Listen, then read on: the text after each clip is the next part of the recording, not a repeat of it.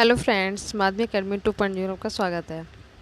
तो junior super TET की जो सीरीज चली उसी में आज हम करेंगे आगे का पार्ट। तो लेसन थर्ड में मैंने आपको ये सब करवा चुकी हूँ। वनस्पतियाँ, पौधों का वर्गीकरण, जंतुओं का वर्गीकरण, ये सब करा चुकी हूँ। आज हम करेंगे जीवों में अनुकूलन और जंतु एवं पौधों में परिवर्तन। इसी के साथ आपका लेसन थर्ड भी कंप्लीट हो जाएगा। बाकी करेंगे लेसन 4 नेक्स्ट वीडियो में। तो चलिए बिना टाइम वेस्ट करते हुए आज का वीडियो करते हैं स्टार्ट। तो देखो, सबसे पहले हम थ्योरी देख लेते हैं, उसके बाद करेंगे ऑब्जेक्टिव। तो जो मेन होता है वो मैं आपको समझा दूंगी, बाकी रीड करती जा रही हूँ। आप वीडियो पॉज करके इसका स्क्रीनशॉट ले सकते हैं। तो देखो, पर्यावरण में होने वाले परिवर्तन जीवों में भिन्नताएं उत्पन्न नहीं करते, बल्कि प्राकृतिक चयन विभिन्न लक्षणों वाले जीवों में पर्यावरण में सफलतापूर्वक रहने के लिए अनुकूलन जीवों का चयन करता है। अनुकूलन क्या होता है? जो जीव जंतु अपने आप को वातावरण के अनुसार ढाल लेते हैं वो तो जीवित रहते हैं, और जो जो जीव जंतु अपने आप को वातावरण के अनुसार नहीं ढाल पाते उनकी मृत्यु हो जाती है।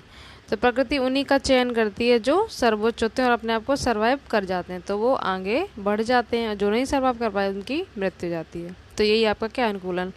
तो हर जीव में कुछ ना कुछ क्वालिटी होती है सभी में, पर जो सर्वाइव कर पाता है वो रहता, जो नहीं कर पाता वो नहीं रहता। ये होता है आपका अनुकूलन। तो एक जीव समूह जिसकी जीनी संरचना किसी विशेष पर्यावरण में उनके लिए लाभप्रद होती है, तो उस जीव को अनुकूलित या उस लक्षण को अनुकूल लक्षण और या इस विशेषता को अनुकूलन कहते हैं, एडेप्टेशन। जैसे देखो, जल में तैरने के लिए मछलियों में क्या पाए जाते हैं? पखने, फिन्स पाए जाते हैं। उड़ने वाले जीवों में क्या पाए जाते हैं? पंख पाए जाते हैं। शत्रुओं से रक्षा करने के लिए सींग। ये सब उनके अनुकूल लक्षण जो उनको अनुकूल रहने के लिए अनुकूलित करते हैं। नेक्स्ट देखो, कैक्टस। कैक्टस रेगिस्तान में किस तरह से अपने आप को सर्वाइव करता है? क्योंकि वहाँ पानी तो होता नहीं। तो देखो इसमें क्या क्या होता है। इसको नांगफनी भी कहते हैं। ये जीवन यापन के लिए अनुकूलित होते हैं। ये बहुत कम पानी में जीवन यापन कर लेते हैं। इनमें पत्तियाँ या तो अब्सेंट होती हैं या तो बहुत ही कम होती हैं। कई बार पत्तियाँ किसका रूप ले लेती है? कांटों का, जिससे पत्तियों से होने वाले बाष्पोजन कम हो जाता है, क्योंकि पानी वहाँ होता नहीं है तो बाष्पोजन क्या हो जाता है? कम। इनकी जड़ें काफ़ी गहरी होती है, वहाँ से ये जल को एब्जॉर्ब करती रहती हैं। कैक्टस में तना एक मोटी मोम पर से ढका रहता है जो जल संरक्षण में सहायता करती हैं। तो इस तरह से कैक्टस अपने आप को डिजर्ट में भी सरवाइव कर लेता है। ये इसके एक तो पत्तियाँ किस रूप में होती है? कांटों के रूप में होती हैं और बहुत कम होती हैं, और जड़ें बिल्कुल गहराई तक होती है, वहाँ से जल एब्जॉर्ब कर लेती हैं। इसी तरह से कैमल भी है। कैमल अपने आप को रेगिस्तान में अच्छे से सर्वाइव कर लेता है। बाकी और जीव जंतु इतना नहीं रह सकता जितना कैमल रह सकता है, क्योंकि इसमें क्या होता है, एक तो अपना पानी स्टोर रखता है। इसमें एक कुबड़ होते हैं ना, तो एक बसा स्टोर रहता है और पानी भी। तो इस तरह से ये सर्वाइव कर लेता है। रेत में भी इसके तल पे गद्दीदार होते हैं इसको, तो इसको आराम से ये धूप में भी रेत में चल सकता है। और रेगिस्तान का जहाज भी ऊँट को ही कहा जाता है, क्योंकि ये वहाँ अच्छे से सर्वाइव कर लेता है। जल के बिना भी कई दिनों तक रह लेता है।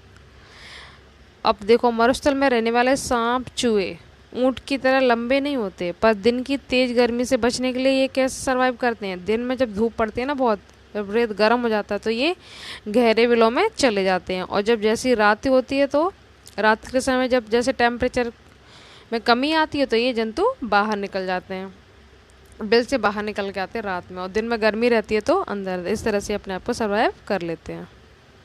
क्लियर? और देखो, पर्वतीय क्षेत्रों में वृक्ष सामान्यतः शंक्वाकार होते हैं, कौन के रूप में। इनकी शाखाएं तिरछी होती हैं। इनमें कुछ वृक्षों की पत्तियां सुई के आकार की होती हैं। इससे वर्षा का जल या हिम सरलता से नीचे खिसक जाता है। मतलब उन पत्तियों पे जमता नहीं है, जैसे गिरता है ऊपर नोकदार होती है तो नीचे खिसक जाता पानी। पर्वतीय क्षेत्र में पाए जाने वाले जंतु भी वहाँ की परिस्थिति के प्रति अनुकूलित होते हैं, इसीलिए तो वहाँ पे सर्वाइव कर पाते हैं। अगर वो अनुकूलित नहीं होंगे तो उनकी भी मृत्यु हो जाएगी।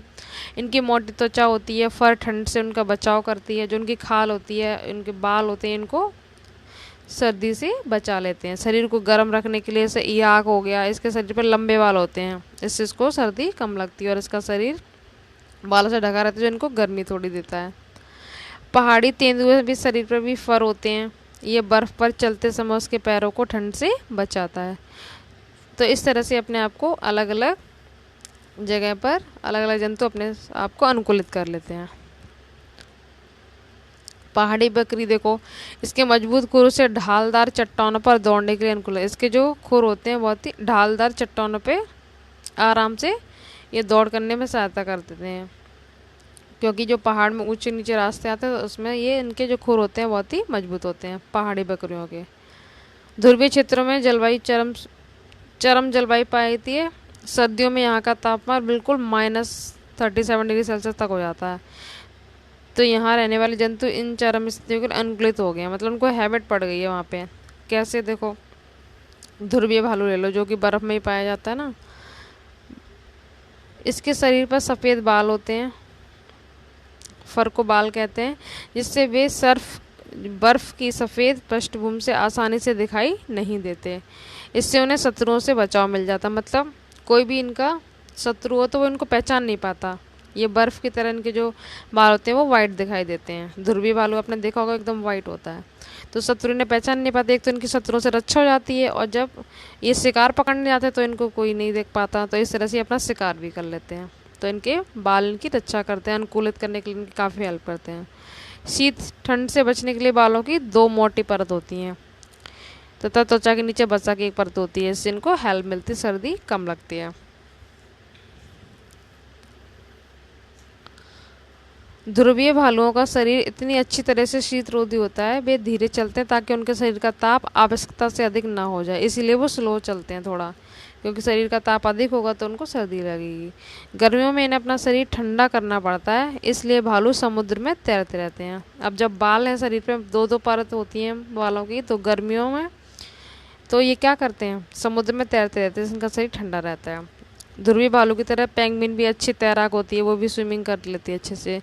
इनका शरीर धारारेखित होता है, पैरों में जाल जैसी संरचनाएं बनी होती हैं। पेंगुइन ज़्यादातर समय झुंड में ही रहते हैं पेंगुइन, ताकि अपने आप को ये गर्म रख सकें। झुंड में रहेंगे तो इनको गर्मी वो सर्दी कम लगेगी, इसलिए ये झुंड में रहते हैं।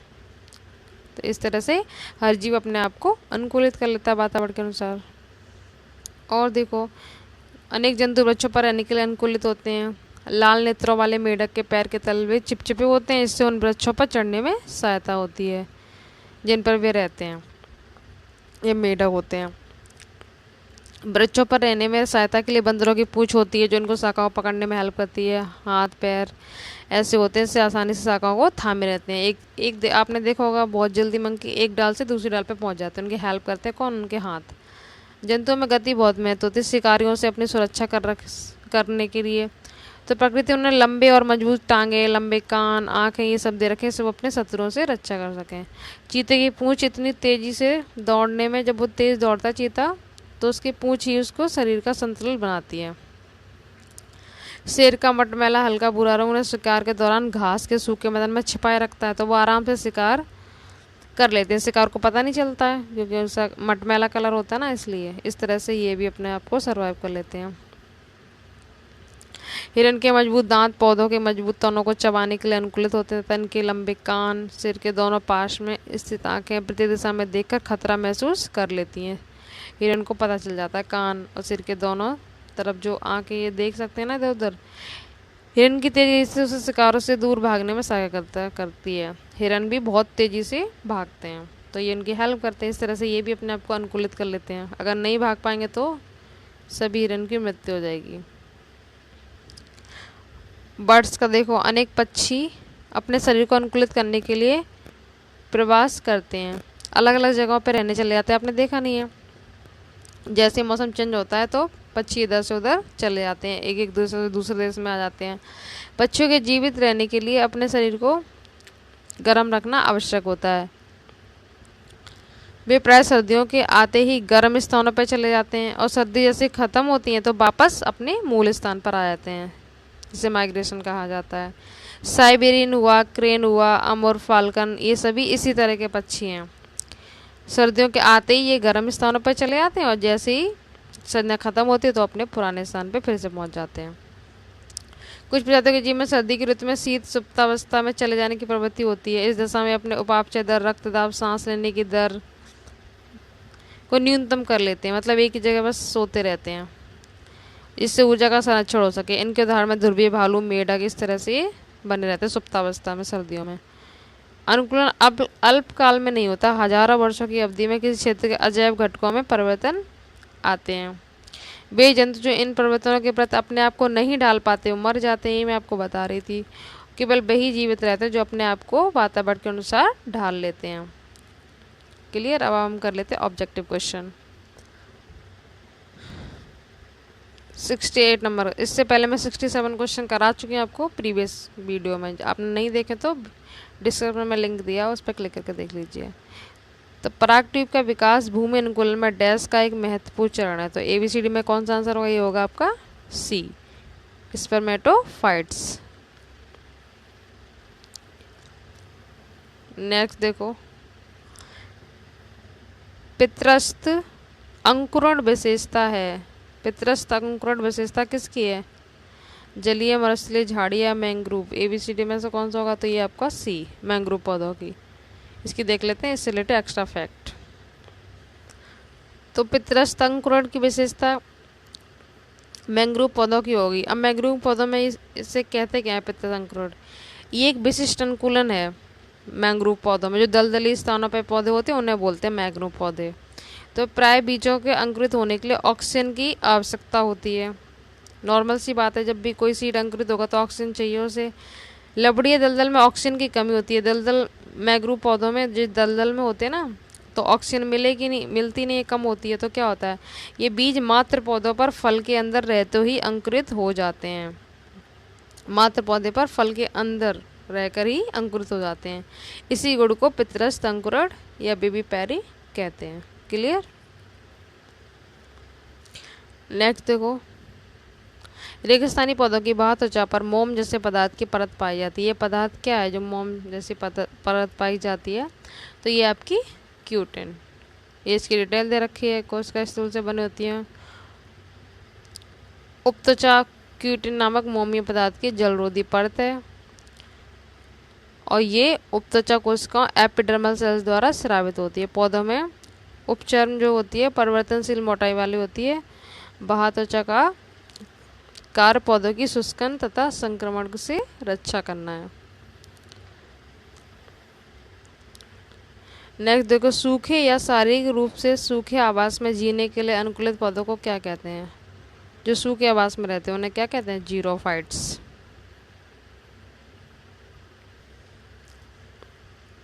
नेक्स्ट है आपका, किसमें स्टोमेटा गहरे गड्ढों में पाए जाते हैं? मैं आपको पहले ही बता चुकी हूँ, ये होते जीरोफाइट्स यानी शुष्कोविद। इसमें गहरे गड्ढों में धसे हुए पाए जाते हैं। इनकी पत्तियों में रंध्र प्राय निचली सतह पर ही पाए जाते हैं, जैसे कनेर हो गया, एफेड्रा हो गया। नेक्स्ट देखो, मैंग्रोव पौधा अभी आपको बताया था लबोड विधि। और मैंग्रोव के बारे में डिटेल में देख दो।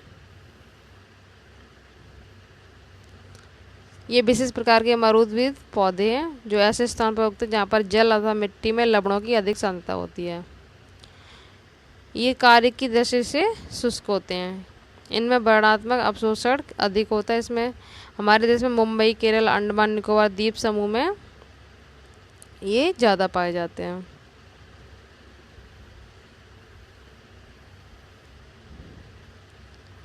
नेक्स्ट देखो, स्थिर तैरक पौधे का उदाहरण है।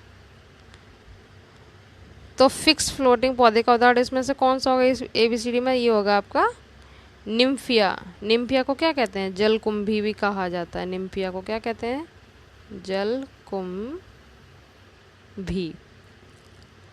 ये एक फिक्स स्थिर तैराक पौधा है जिसमें गोल लंबा राइजोम या प्रकंद जलाशय की भूमि में कीचड़ में धंसा रहता है और इसमें लंबे पर्वत के द्वारा पत्तियां जल की सतह पर तैरती रहती हैं, जैसे एजोला हो गया, समुद्र शोक, आइकोर्निया, ये मैंने आपको बताया समुद्र शोक को कहते हैं, और पिशिया, ये मैं आपको बता चुकी हैं।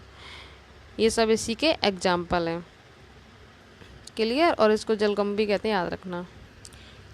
नेक्स्ट आपका समुद्री दलदल में उगने वाले पौधे, ये आपके होते हैं राइजोफोरा और सोनेरेशिया। लवणवृद्धि पौधे की जड़ें वायवीय दलदल से बाहर सीधे निकल आती हैं और खूंटी जैसी संरचना के रूप में दिखाई देती हैं। खूंटी जैसी रचना होती है इनकी। ये जड़ें ऋणात्मक गुरुत्वाकर्षी होती हैं। इन पर अनेक पोर्स यानी छिद्र होते हैं। जड़ें श्वसन का कार्य करती हैं। इनमें श्वसन मूल कहते हैं, जैसे सोनेरेशिया एवं आपका कौन सा एबीसीनिया। राइजोफोरा जो है आपका, इसमें क्या है, प्रोरूट्स भी होते हैं जो पौधे को दलदली वाली भूमि में स्थिर रखते हैं एक जगह दलदल में। नेक्स्ट देखो, नांगफनी में तना हरा चौड़ा व मांसल होकर पत्तियों का कार्य करता है। इसे क्या कहते हैं? इसे कहते हैं आपका ऑप्शन ए पूर्णकाय स्तंभ, फाइलोक्लेड। ये देखो इस तरह से डिटेल है इसकी।